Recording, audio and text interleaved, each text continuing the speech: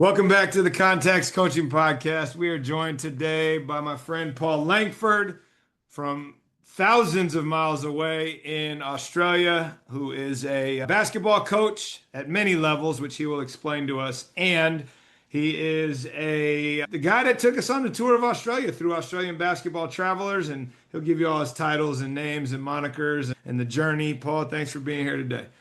Thanks for having me. All right, let's dive in. Take us through the background, Coach. How did we get into this? How did we get where you are Um, now? What were the various bumps and bruises along the way that have brought us to this fortuitous moment in your life? Here we are. All right. So I started as a coach, just coaching for my local club team. We have a club system base here in Australia. The club teams are derived out of suburbs, loosely derived out of primary schools or elementary schools, and they just evolve from there.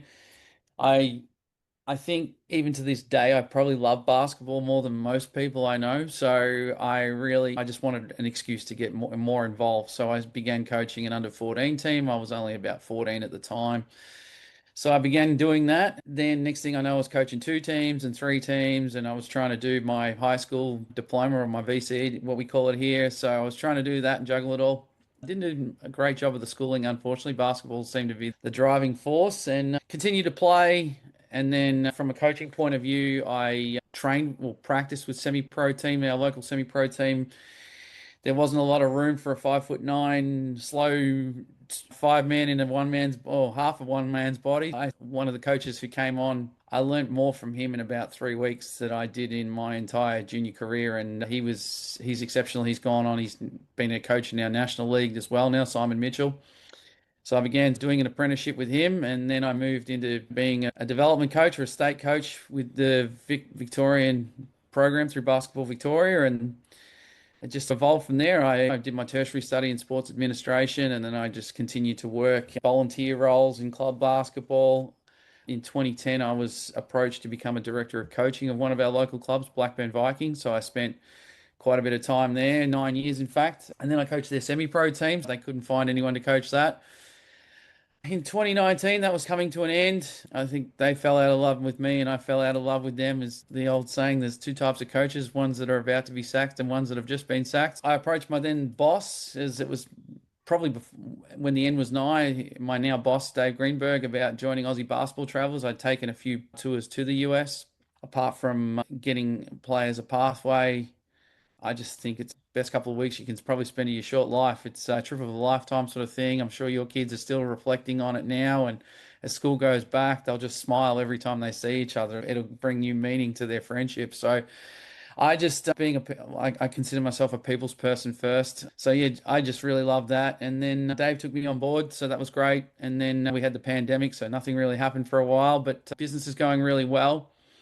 And Dave's been really great to me from a standpoint that he understands that there's not a lot of money to be made in a unique market that we're in. But he's, look, go out and coach some teams, make some extra money on the side. So I got involved at Over Newton College coaching their teams, and the head coach moved on, so I got that role. And then I got involved at Penley and Eston Grammar School. I applied for their first boys team coach role just over about 12 months ago, and I got that. So I'm into my second season now, and we've just started tryouts and gearing up for the new season. Yeah, it's a bit of fun. It's not as chaotic as it used to be, but it's still fairly chaotic. But I've probably skipped over a few things along the way. I've been very fortunate being involved in Australian junior teams, Victorian junior teams. I've worked with some of the best coaches the country's got to offer, and probably even in the world, I'd go that far as to say. So I've been really fortunate that I've forged some what I would call friendships out of that. But it's given me a really good grounding, good understanding. I still volunteer from a committee point of view with the Eastern Districts Junior Basketball Association. So I'm not involved in a club. I started that when I was at Blackburn, but I just enjoyed being part of that committee. There's some really good people on there. They're progressive. They're trying to make the kids' sport better. And one thing I've done is been able to source some funds from the government to do some coach education. So I do a number of clinics. If you're looking up YouTube, EDJBA, we've got about 14 clinics on there. Everything from our national team coaches to overseas college coaches. I had Jordan Lawley this week. He was doing one for us. So been really fortunate to that. I enjoy sharing my time with other people, and that's just one way I can do it. And I really get a lot of self satisfaction out of helping people with coach education, because it's really helped me. open some doors and take me to places that 9-year-old me, when started in basketball, would never have dreamed about.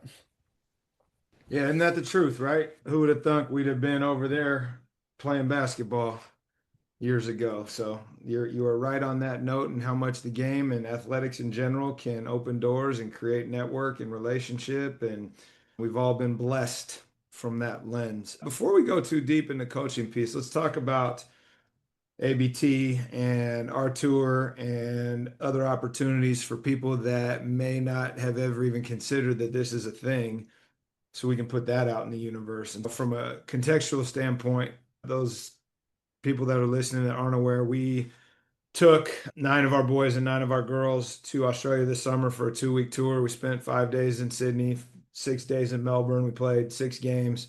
Paul organized all of that through Aussie Basketball Travelers. But can you talk a little bit about your years doing this and what you've learned in regards to bringing people this way, bringing people that way? What's the value add? How do you go about doing this if you don't have means and resources? Just things that people that aren't aware that this is even possible should Yeah. consider. Look, I'd say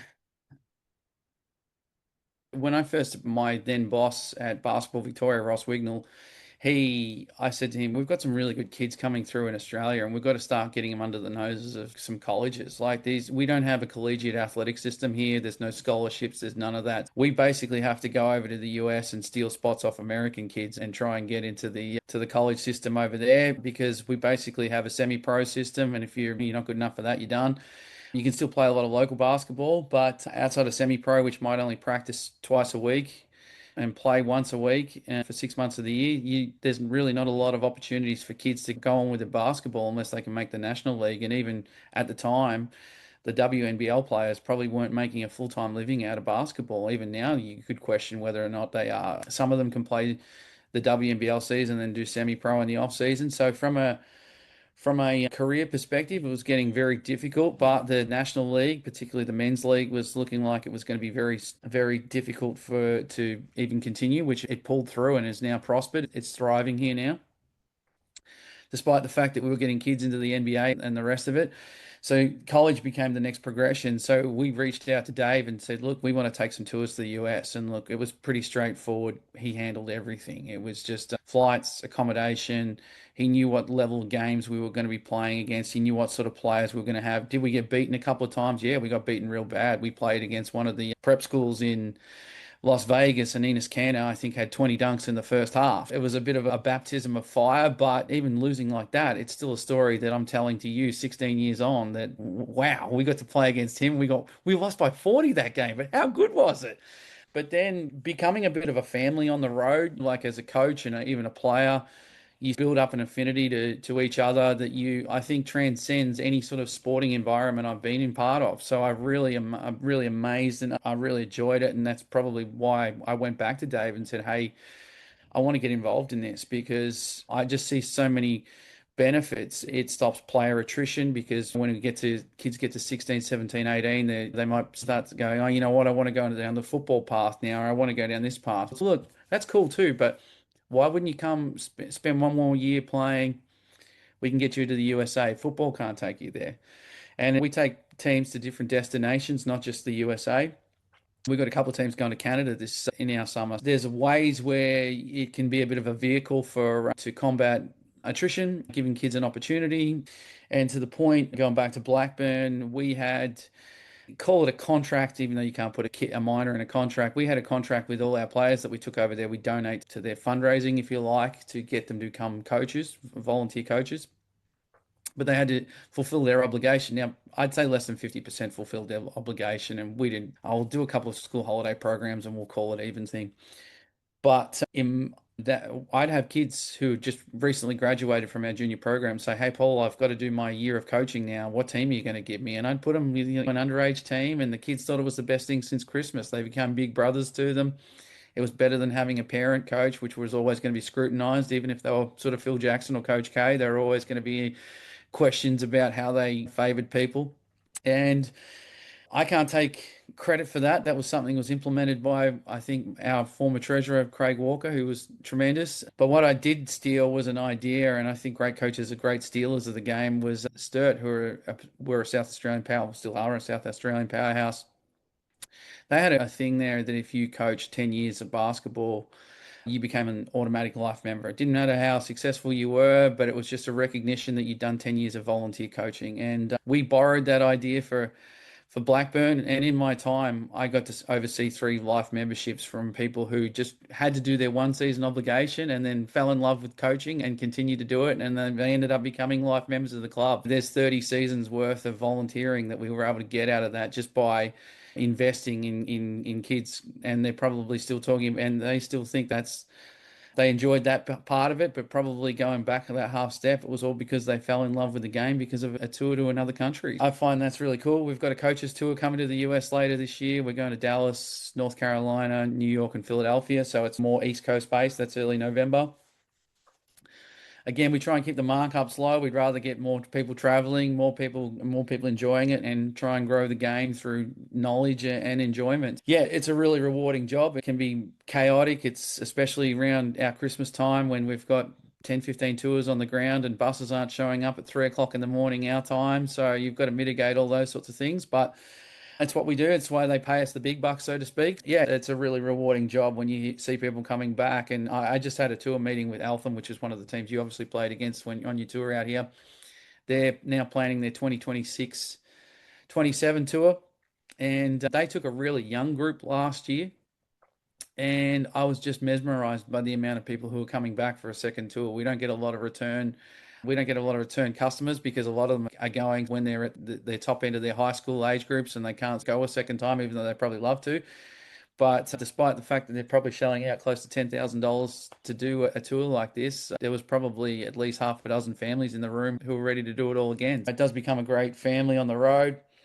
We obviously have a lot of American culture that we get through TV and music and everything like that. And we can make that within touch distance just by putting people on a plane. And I get to go to an NBA game now. And I got to go to Disneyland and I got to go to a college game. And it's probably things that people in the US might take for granted. But for an Aussie that's 10,000 miles away, we make that a reality. No, that's awesome. Let me go back to this coaches tour really quickly and give me the elevator pitch on this in the event anyone listening in those spaces wants to reach out. I know, but just what's that? What's the end game? What's the organization? What are you trying to do? How can anybody out there help if they're interested in being connecting? Sure. So, look, we because we do have a club-based system here in Australia, a lot of our tours go to Texas and also go to North Carolina. We can play clubs against high schools without any.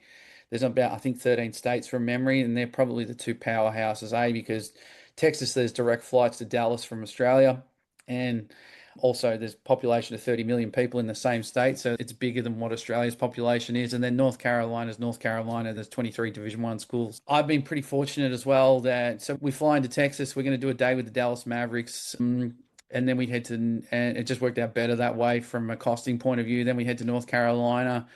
We're going to a North Carolina women's game. We're going to a North Carolina men's game. We're going to a Duke game, Duke versus Texas. Then we're going to Davidson College. Steph Curry went to school. So there's a little bit of bucket list type stuff included in there as well, but we'll get some behind the scenes access to watch practice sessions, go to some games so we get to see the end result, see how teams prepare for those games.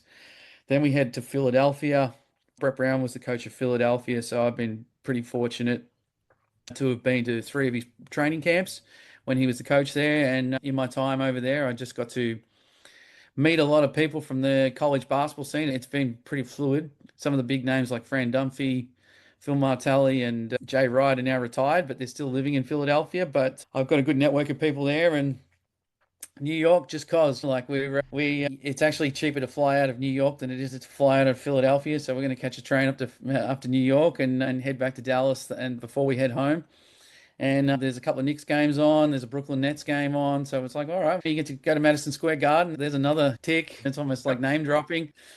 And maybe do a day in New York just because the coaches have never done it before. And then they come home. So yeah, I think we worked out it's about four NBA games 5, maybe 6 college games now. I think it's 6 college games now, and then whatever we can get access to behind the scenes. And obviously, we're probably preferencing those schools that we're going to go to this college game or this college game when they're on the same night. Look, we're going to go whoever's going to be the most receptive to taking us in and seeing what we can see. I've been fortunate in my previous, call it, own study tours, which has just been me and maybe a mate or two, where we've been in scouting meetings, we've been in preparation meetings for a game, we've been in the pre-game talks, we've been that. So again, I've been pretty fortunate to see how teams prepare for a game, and sometimes I assimilate that into my own coaching and how they prepare, and sometimes I just smile and go, I'm here, aren't I? I don't necessarily agree with everything, and that's the cool thing about coaching a basketball team. There's more than one way to skin a cat. Exactly. And that takes me to my follow-up, which is what's the best thing that you do in your program, which has the largest ripple effect on whatever outcomes you're trying to reach, be it culture, performative successes, as you've been at so many different places and exposed to so many things, what continues to carry with you? So you're going into year 2 at Pegs. What was year 1 where it's like, we're doing this? Like, I don't care if I got great players or bad players. Like, this thing matters as I try to build what I want this to look like. I'm trying something different this year. I've been a big proponent of a flow offense or European ball screen motion, whatever you want to call it. I've run that for the best part of 16 years. I worked with the New Zealand Breakers for a little while as a scout, and they ran it. It became our national offense for a couple of Olympic campaigns there, and there's still some remnants of it. But I've abandoned that for a little bit more of a 4-out dribble drive type setup because we don't have the talent. We don't have this. Won't have the talent.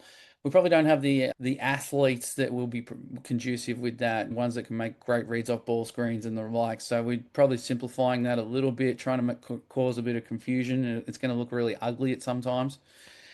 My biggest thing is about that I probably was doing inadvertently, but it was put into great context. An AFL coach who wasn't a very successful AFL coach, but he was from all understanding, all accounts, was a great teacher of the game, and he actually was a school teacher. And he said, now modern day athletes want to be participants in the learning rather than recipients of the learning. So my biggest takeaway out of that is, how do I engage a player? I know watching your huddles out here, you'd end every huddle. So what questions do you have for me? That was the line out of every huddle at the end of everything. What questions do you have for me? My biggest thing is like, how can I engage with a player? Are we on the same page? I had a little bit of a speed bump in the road in my semi-pro coaching. My best player took a year off because of injuries. My best shooter ruptured his ACL before the start of the season. I had a young player who was juggling high school, his year 12 commitments, and we underperformed. And in my own little merry way, you don't know what you don't know. There was an undercurrent of people who weren't real happy with the way things were going. And I thought we were doing pretty well with the young squad we'd put together. In fact, I thought we'd probably beat expectations, but I found myself at the end of the season looking to almost beg for my job back. And the next year, my best player came back. The kid I mentioned to you who was juggling year 12 the year before, he ended up making the All-Star 5 of the league. The shooter who came back had some big games. And we went 21-1 in the regular season. And I think a lot of that had to do with the fact that we were on the right trajectory, but I did a much better job of engaging players. I had my captain. We do reviews together, even if it was just informal over the phone. We talk about what was going into the practice planning, because I think sometimes you've got to drag people up, and sometimes you've got to push them along. And if you can get some assistance from the other end while you're dragging people up, I think just by engaging those players, it's a really good way of doing that. Even to the point now, I stole this from Dean Vickerman, who I'm pretty sure stole it from Craig Bellamy, who just coached his 600 rugby league game, which when they only played sort of 25, 26 games a season or whatever, but he's won goodness knows how many premierships down here. But we'll get the players together, we'll pair them off at the start of practice, and I'll have themes for that session. And it might be, say, I want you to talk to your partner about 3 ways you're going to affect practice today. It's going to be how you're going to communicate, what you're going to do well to execute, and what you're going to bring to the practice physically. And then if they go off to a water break, all right, get with your partner, let's evaluate, let's see how it's going. And then at the end of the session, let's evaluate, let's see how it went. And it might be a case of, all right, what's one goal you've got for your next practice session? And they don't even have to tell me. But now I've got, effectively, if I've got 12 players, I've got 6 of them coaching each other at any one time. and that takes pressure off me. It makes them accountable to each other. It helps them to learn from one another. And I find that more coaches talk, the less the players will. And I think that's a detriment. I think you've got to have player engagement. You've got to have players talking. And I've learned so much from players. Like I learned so much from coaches, and they've learned so much from me, but I'm not going to learn anything while I'm talking. No, what's the cliche? That's why God gave you two ears and one mouth, right? That's right. How would you say that those experiences, right, where you separated in a way in which it was mutual, or you thought you weren't going to have the job anymore, or even as you were at Newton and now you're at Pegs, like how have you evolved after each of those in a way that you can actually look back and say, hey, very specifically after this thing, this is what I added, or this is what I took away from my approach. And I'm not talking about what you do on the court. I mean, everybody's going to do their own thing, but just in like how you navigate the world, how you work with parents, how you work with administrators, things that you've learned at each of those stops that you can now pay forward to other people. One thing I always do, I try to do now is, and again, it depends on your level of competition and what sort of access you have to players, but I think there's a level of sitting down with potential players prior to the start of the season where I like to talk to them about, listen, this is the way I coach. Are you going to be comfortable with that? Like even with our team selections that we have multiple teams. You have varsity, junior varsity. We might have 5 or 6 teams in a club, and we might have in the pegs and the seniors. I think there's 7 teams. So one of the questions I might be asking them was, would you rather play 5 minutes a game in the first as opposed to 30 minutes a game in the seconds? Some kids will say, honestly, coach, I just want to play. I'm like, and I've got absolutely no problem. It's not a trick question. I think a lot of kids think it's going to be a trick question. Oh, I've got to show my commitment. It's no, do you want to play basketball or do you want to watch basketball? Because now we all know there's going to be some kids there that are going to play those 30 minutes in the first team. So it doesn't really matter. But I think just getting an understanding with that. And then there's probably the follow-up question to that is, listen, you're good enough to be in this team. In fact, I see you in the top 8 players, probably not in the top 6, but definitely in the top 8. There's going to be times where you only play 5 minutes, but there's going to be times where you're going to play 20. Now the question is, do you really not want to play in the first team? And that's completely fine if you don't. But this is what the situation we're in, and I think you're good enough to be in that team. And it might be a younger player that, look, I think the best thing for you is to come up and play in the first. It might be someone who's got a new to the game. It's, you know what? I think the best thing for you is to play in the seconds and play as many minutes as possible and get a better understanding of the game. That's probably much. And I've really tried to simplify those interviews as well. And just, look, here's where I see your role at. This is what I want to get out of you. I'm pretty tough. These are my expectations for you. These are the offenses I'm going to run for you. In your case, it's going to be none, but I'm going to be on you at practice. Are you comfortable with that? Like, mom and dad, I'm expecting you to be there at 10 o'clock on a Sunday morning. Are you going to be there? Is football your priority? I'm going to ask those sorts of questions. And we're basically writing a contract. It's, look, I'm going to do all these things. I'm going to scout. I'm going to be tough on you. I'm going to be preparing practice plans. I'm going to meet with you once a month just to see where you're at, where your headspace is at, how we can help you further. And then I guess the final thing is like, all right, here we go. Let's write this down on your parents' kitchen table while we're doing all this. Cool. These are all the things you want out of the season. These are the things that I'm going to bring. All right, let's sign it. All right, shake hands. Let's go. Let's go into battle for the next 11 months and see how we go. That's probably something that I've probably tried to add. I laminate a copy of that. I keep a copy for myself. If I get a parent come up and give my face, like, do you want to look at the contract that you all signed with me? Yep.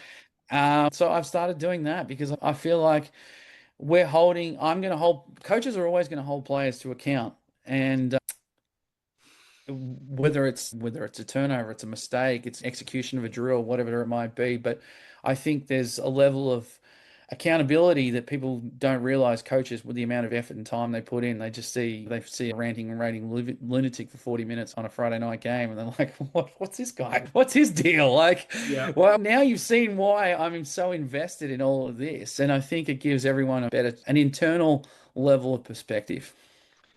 I want to specifically talk about your comment. Do you want to play basketball or watch basketball? And Obviously, with all the context you just gave, I do similar things. I'm actually working through our fall season sports rosters right now, and got off the phone with a parent this evening who, for good reason, was frustrated and concerned that one of their kids ended up on one team, one of their kids ended up on the other team. They're the same age, and ultimately, if I had that phrase earlier, and I've heard it before, but just in the pocket, and it's just enlightening, right? Because that's what I try to explain. It's ultimately, look, we as coaches, we knew this for a long time. We're seeing all this stuff, and we're putting your kid in the best position to be successful, even if it Mhm. doesn't feel that way.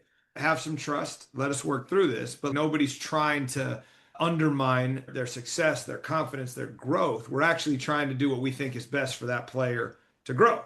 How have you navigated those conversations over the years when I don't want to say the parents think they know better because most don't. They just don't know what they don't know, or they're not involved in the process. They don't see the same things we do. Talk a little bit about how you navigate that one where it's, yeah, you're on the fringe. Yes, you can be on this roster, but you're never playing. Like, how do you do, what have you found successfully there to help everybody get on the same page when the athlete sometimes can be okay with it and the parents aren't, or vice versa, where the parents get it, but the athlete struggles? Talk a little bit about some of the challenges you faced and some of the remedies you found. Yeah, look, the thing that we have is the basketball season in Australia. Your tryouts from a club point of view start in October. You have sort of trials, then you have a grading phase. There's over 1,500 teams. There's probably in the bigger age groups, there's probably one or 200 teams. So that they try and do 10 grading games to try and work out which grade is going to be the most beneficial. Obviously, everyone's chasing the highest grades possible, but so you basically start in October. When it comes to the first week of March, that's basically when your season starts. So you've already done 5 months. We have most of December and January off, but you've already 5 months in, and then your season starts. For those of you who think pre-seasons are grueling, like that's what we're faced with here in Australia. By the time the season starts, footy season's starting here in Australia, and footy here is same as football in the US. Like it's all encompassing. The world stops. If the 49ers are playing or the Cowboys are playing or whoever it is, it's, oh, was there a wedding on today? I forgot all about that because my football team was playing. You don't ever have a wedding on grand final day here in Australia. But footy season does, and footy games can clash with basketball practice, which is our main practice session, because Sunday morning's the only time that these courts are available in YMCAs and high school gyms and those sorts of things. So you do lose a lot, and particularly when it starts getting cold and kids aren't playing, they start to drop off with their attendance. I do map out attendances. I do know that and look, basketball's subjective, right? So I guess the thing that I would sit down and I'd take the attendance, and if I get and I've got a sort of a confrontational battle plan, if you want to call it that. First of all, don't talk to me after a game because it's only going to end badly. If you're still upset the next day, if you sleep it off, if you're still upset, send me a text. Hey, can we catch up? Yeah, sure. All right, let's catch up. The first thing I'm going to do is go to my little Google sheet and go, right, how many practices has Billy been at? Oh, what do you know? He's missed every Sunday for the last 6 weeks because it's clashed with football. Even though kids in his football team are still making it to practice, he hasn't been able to find him a way to do it, or he's had to leave early because it's a big game this game. Okay. And I made an effort not to flog the kids on a Sunday, but so I guess the thing is I've got the attendance in front of me. I'm already on the front foot. I've done some research into it. It's like, all right, let's talk about what's on your mind. But I hope it doesn't get to that because I'm trying to fight fire with fire there. My thing is, how do we keep players engaged, like check-ins? I think check-ins are so important. Kids go through a lot. It might be a relationship breakup. I had a kid I remember vividly where I thought this kid's going to be so good, and I had it was a young team and they were all tracking really well, and all of a sudden this kid wasn't tracking at the same level, and I was about to have a conversation with his parents, and then the mum said, "Oh, husband and I have split up, and it's all come together now." Like that, when was it 4 weeks ago by any chance? Yeah, it was. There you go. That just seems to where the wheels fell off. Having those sort of check-ins, I know like we've got to be careful with check-ins in Australia. Like you can't really check in one-on-one, especially with a young kid because of the child protection laws and everything like that. But check in, whether it's a couple of people, whether it's a kid. I document a lot of those sort of things. So if a parent does come at me and say, look, I spoke to Fred last week and Fred seemed fine. What's changed? Oh, did you talk to him? Did you? Yeah, I did. Is this your problem or is this his problem? Because he doesn't seem to have a problem.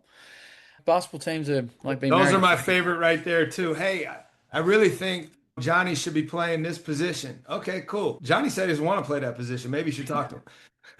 We had that the other day. It was so good. But all right, let me go here. Besides that, what obviously multi-sport participation in Australia early on is extremely popular. As they get older, they're almost forced to pick based on what I've learned the last few years when I'm there. But it's also fascinating how much outside of their chosen sport they're invested in the other sports going on that they might not even play. So like you're watching footy, you're watching cricket, you're watching rugby, whatever it might be. What have you learned watching those other sports that you've tried to bring into basketball?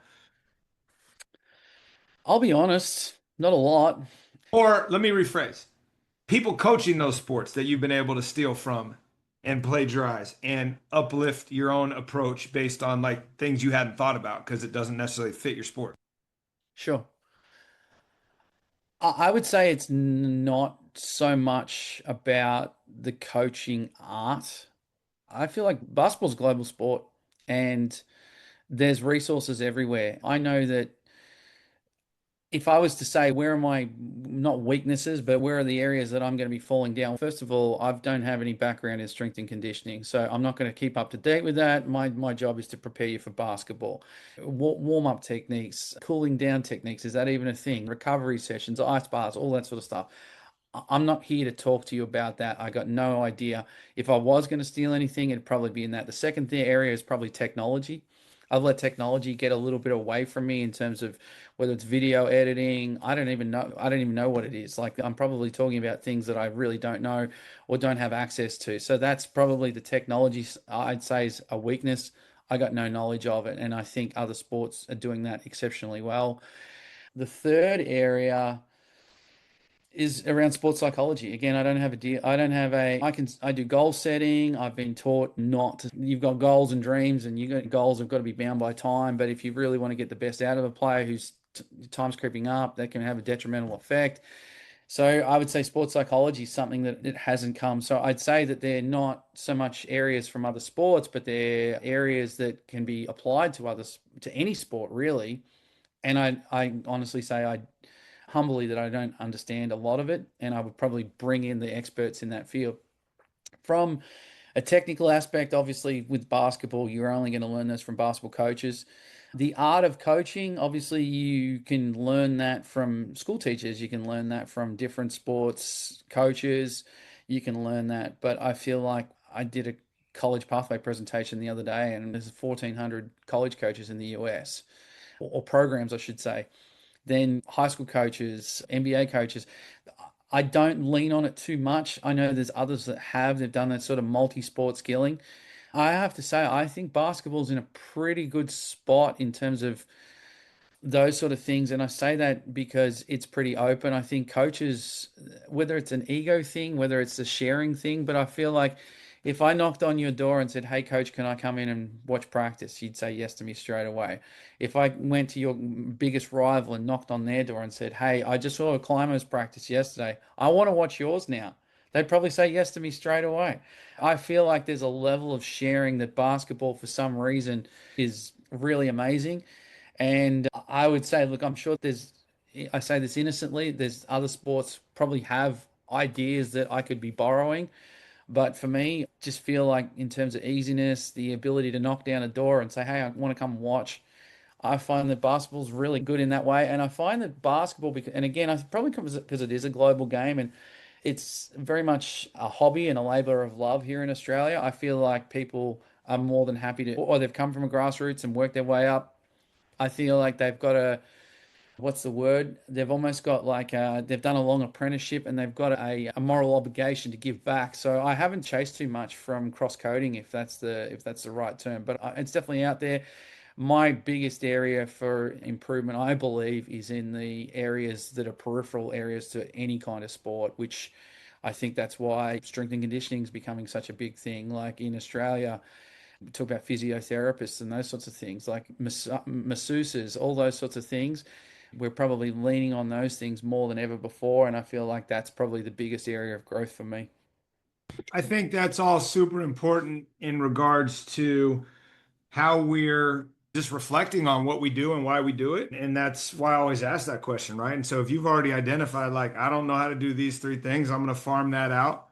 Smart, right? I've joked about that all the time. Hey, you're really good at X. What do you do about Y? So I hire it. I'm not doing that Yep. ultimately. And how do you navigate those spaces in a way that best enhances the experience your kids are having? Because at the end of the day, that's what it's about. Let me ask this question, because when I was on with Mark, he had been around some really elite coaches that he's had a chance to learn from. You've mentioned the same thing. Are there nuggets that you can point to specifically that you got from certain people that have stayed with you throughout that you still lean on? Yep.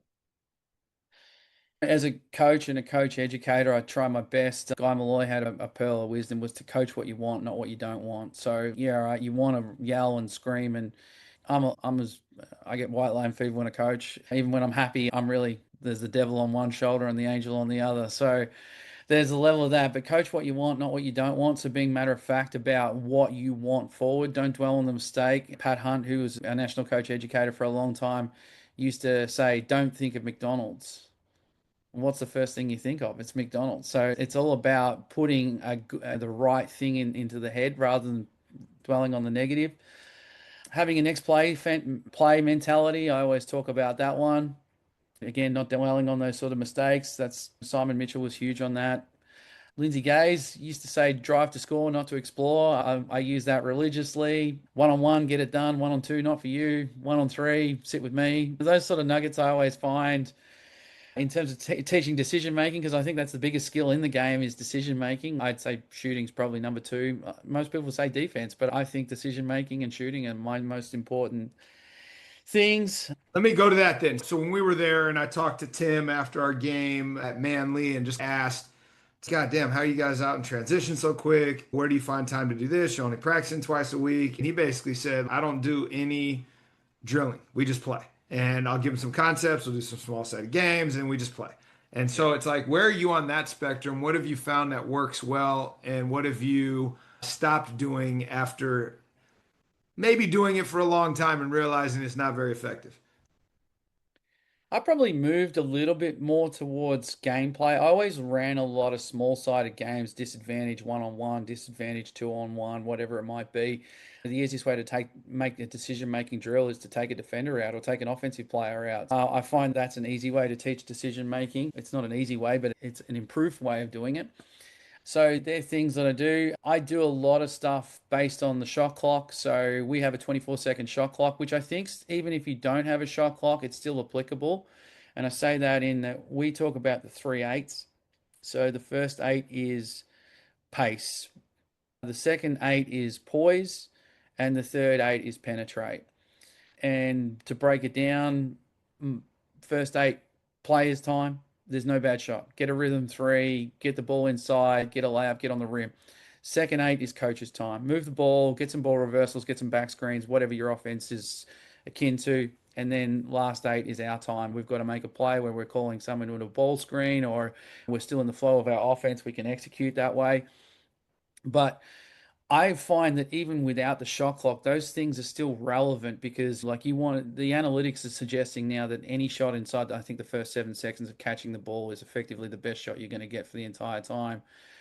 Then you get this mush if you don't have defined rules on what you're going to do in the next 8 seconds. It might be extra dribbles, people are out of control. And then the final 8 seconds where we want to space the floor if we're into a concept-based offense.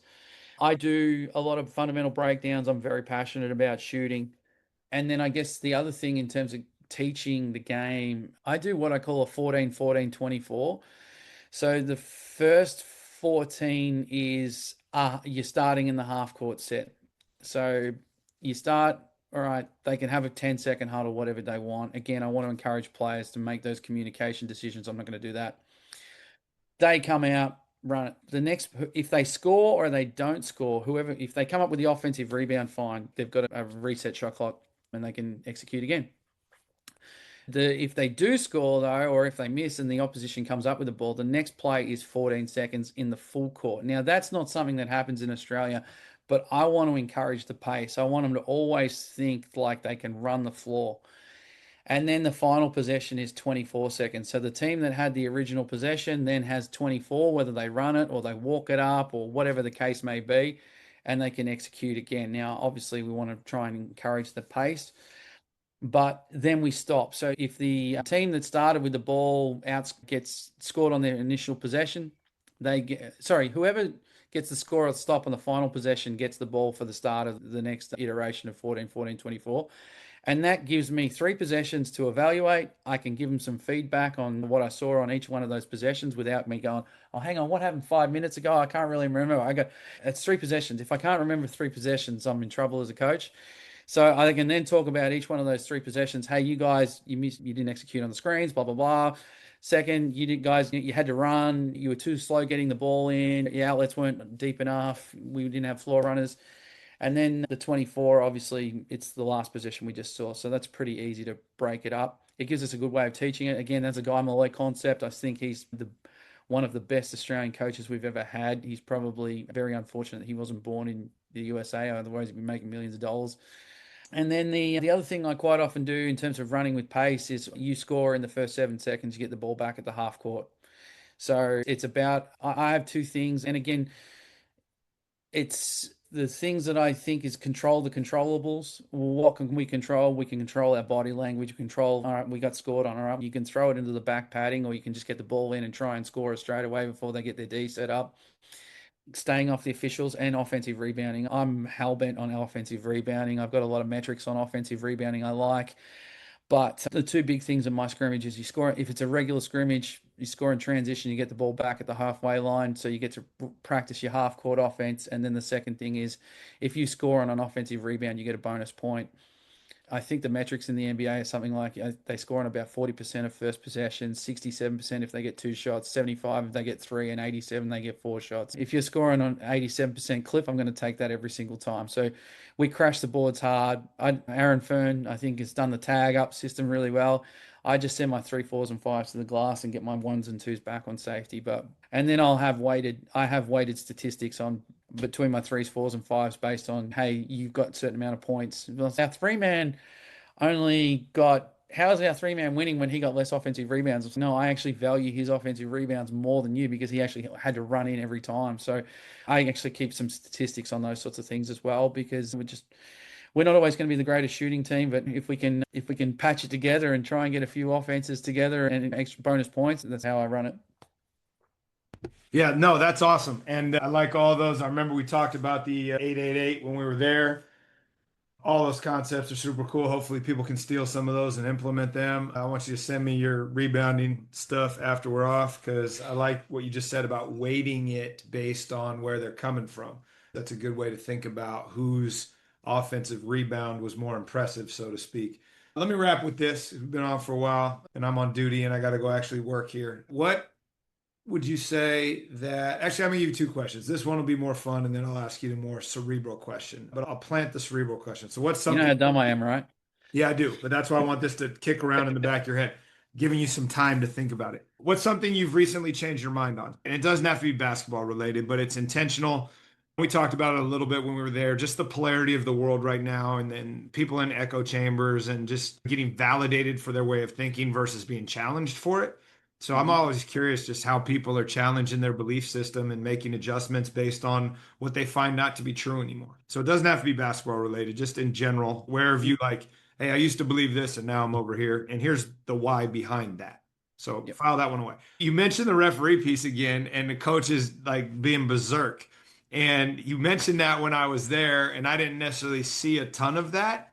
And you see how, me and TB comport ourselves. Like, how would you, I just characterize that vibe that you explained to me and versus what you saw and what your takeaways are from that? So the coach referee relationship. Yeah, you were just telling me like, man, we got some people out here that are out of their mind, and you were like worried. You're not worried because I told you he and I are super mellow, but ultimately, just yeah, what's your takeaway observing maybe how we did it versus how other people do it? I was not blown away, but I admired the way you guys carried yourself with the officials. I feel in the US, like coaches will routinely get a tech foul to get their players to fire up or respond somehow, whereas that's really frowned upon here in Australia. Whereas they'll probably do it from a space of, hey, it's a Friday night, I've been working all week, the wife's not talking to me, I haven't slept. I just want to be home in bed because it's cold. There's no heating in the stadiums here in Australia, in Melbourne, and kids haven't turned up to practice. I've had to have two parent meetings this week, and now the officials like giving me nothing right now. So it's like it's World War III is about to break out. I've been fortunate with a lot of the referees. I have friends who are or have gone down the refereeing path, and you simulate and you mix in circles. And you like to think that there's a level of respect there, but then there's the outlier. You're like, what's this guy's story? Why are you? I'm not here to win. All right, you're probably looking at me going, "What's this guy's story as well?" I'm sure if we sat down and had a beer, we'd be able to sort it all out. But yeah, look, I don't think it's anything. Most of the time, I don't think it's anything personal. I've dabbled in referee circles, and they say, "Oh, don't ref the personalities." But then the next thing is, "Oh, you got to watch out for this coach because he's a loose unit." I don't know. It's like cats and dogs, man. I think it's going to be like for the end of time. I don't know. There's a peace solution that can be resolved at the end of it all. But I look, just look at it this way, and you probably saw this, like there's zero value add from being anything but courteous to those yeah. people who are giving of their time. And it's not like they're working for an extensive salary or anything. It's just like Yeah. they're just there trying to make a check. Yeah. I mean, there's probably to articulate there's two things. I heard at a coach's clinic, and it was one of the coaches' clinic in Canada in 2012 I was at. And just say I was in Canada anyway, just from my family up there. And it was National Basketball Coaches Day, and there was a coach's clinic 40 minutes away. I'm like, all right, I'm going to go to this. And Jim Boone was the sort of feature coach who talked about his pack line defense, but they opened with a guy who was a previous coach and was now in charge of the officiating. And he was talking about coach official relationships. And he said, you can't intimidate and befriend in the same game. So you got to pick one. And I'll take that a step further that if there's a 50-50 call down the line, are they going to pick the guy that's just been sitting on their tail for the whole game? Like I'll always look. For me, I'll always go and talk to the referees before a game. I'll say, hey, listen, I got some young players. A couple of them are a bit emotional. I get emotional too, but I'd rather you speak with me than speak with them. If they're mouthing off to you or anything like that, you tell them to be quiet. Come and talk to me, and if I have to, I'll put them on the bench or I'll do whatever. So I try and play the nice guy card to the officials, even though secretly I want to back over with my car. But that's probably the thing where I try and control, and then hopefully, if I've done the right thing in that perspective, they can come back to me and say, "Yeah, you've tried to do the right thing for 99% of the game." So fingers crossed, if I do have that one brain explosion, which we all have from time to time, I don't have it every game, but it happens. They've got a sort of level of trust in me that I've been trying to do the right thing by them. So that's the answer to your No, I love that. long-winded answer to that question. It's it always just fascinates me. And I was young once and didn't think through the long-term repercussions of relationships. And one of my good friends is the coach at one of our rival schools, let's call it. And he's like, man, why do you get every call? I'm like, because I don't act like an asshole. Like I just have a running dialogue with the referees that are Yeah, borderline funny. Like yeah, last night at the football game, like I'm the athletic director, so I'm on the sideline. And we're on a breakaway to the end zone, and one of our kids illegally blocks someone in the back, shoves him into our runner, who then gets tackled. Flag, block in the back. 100% the right call. And I'm joking with the ref. I'm like, hey, if he hadn't blocked him in the back, he would have scored. Like, we actually did him a favor. And it's very funny, but it's just like you keep like a sense of humor and engagement and enjoyment. You're going to have more fun that way. So are they. So that's my soapbox there as well. All right, back to the what have you most recently changed your mind on, coach? I did one term at another school that plays against Pegs, and that was the year sevens. My friend was the basketball coach. Yeah, private schooling. I'm like, where's this going to be? We've become I don't know the right word for it, but call it a protective state in terms of can you tell people off anymore? So their athletic director or director of sport, whatever his title was, said, I don't care how you coach, but I want everybody to have a positive experience. And you can ring kids out as long as they understand it. If you kissed and made up, just make sure everybody has a positive experience. And young me was like, hey, I got to be intense. I got to make sure I demand the most out of my players. I wasn't probably Norm Dale in Who's He Is asking the officials to kick me out or anything crazy like that. I was at the point where I was trying to set a level of expectation. I guess my expectation now is like who's having a positive experience. And positive experience can be playing hard. Playing hard can be a byproduct of a positive experience and vice versa. I guess the question is everybody having a positive experience? Are they learning? Are they getting better? Are they winning? Are they being held to account? And is it going to end up that they're all having a positive experience? It might not be a short-term positive experience, but is it a long-term one? So that's the biggest emphasis I've probably taken out of the last 18 months, where I've just tried to flip it a little bit more than here's the expectations. You got to meet these all the time. Let's work towards a positive experience. And then if I'm going to go full circle on that now, when I'm speaking with my players, it's what's your idea of a positive experience? Because let's see if you can get there. And if you've had that, I've got buy-in from all my players. In theory, we're a happy team. Yeah. I feel like that's the most important thing at this part of our lives and careers and experience, where it's what's your end game here? And it's like you win all the games you want, but if you're making people miserable, what's the point? And I Right. think that what you just said is super important. Like, how are you ensuring that the people that are in your circle of influence are having a positive experience? And it might not be in the short term, but it has to be in the long term, or else we've failed them as leaders. So I think that's a great place to Right. stop. Appreciate you taking the time to talk with us. I'm going to give you one opportunity here to plug ABT and anything else you want to plug so people can find you, and hopefully we can get more people down there and seeing what it's like to be around Aussie culture. Yeah.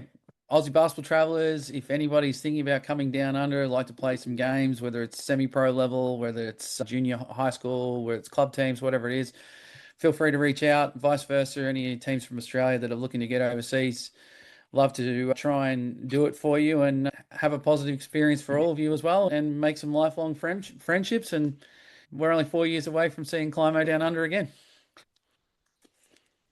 And I can, again, the experience we had was top notch. A triple plus. Didn't really know what to expect. Paul and I knew each other tertiarily through friends. And at the end of the day, we took a calculated risk and it far exceeded our expectations. And I would recommend them to anybody, specifically him and Dave, who I got to spend some time with. So ultimately, appreciate you for everything and looking forward to seeing you soon in person. Sounds good, mate.